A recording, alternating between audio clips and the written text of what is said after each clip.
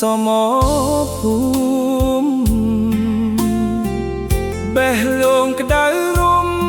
ព្រោះឃ្លាតបងឃ្លាតពេលនេះព្រោះតែទឹកដីដេញខ្មាំងចេញពីវិហារខ្ញុំសន្យាថានឹងវិលវិញអូនកុំទូមនេញស្រស់ទឹកនេត្រាពេលសង្គ្រាមចប់ត្រឡប់វិញហើយណាជួបស្រស់កាន់នីដផាធីតាមាសបងได้អបកំភ្លើងទាំងភ្លៀងរលឹមបងតែងសង្ឃឹមបានជួបពិសេស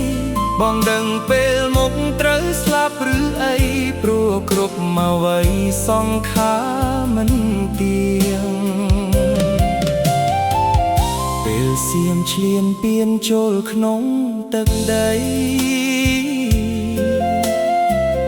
បងខំគ្មៀតខ្មៃទៅសមភូមិជួនដេកក្នុងព្រៃជួនអីគៀនភ្នំយប់ស្ងាត់ច្រងំរៃយំក្រលយជី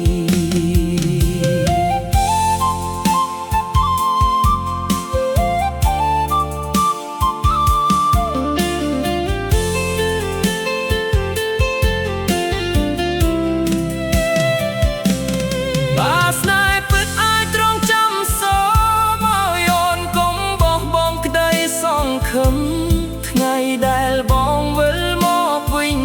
យើងនឹងសរសេររឿងស្នេហ៍ថ្មីក្រោមមេឃពណ៌ខៀវយុវជនប្រត់ស្នេហ៍ប្រត់ថែព្រះវិហារលះបង់ក្តីសុខផ្ទាល់ខ្លួនដើម្បីទឹកដីជាទីស្នេហា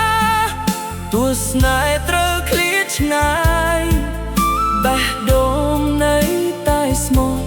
រងចាំថ្ងៃបានជួបអូនក្រោមពន្លឺព្រះអាទិត្យថ្មី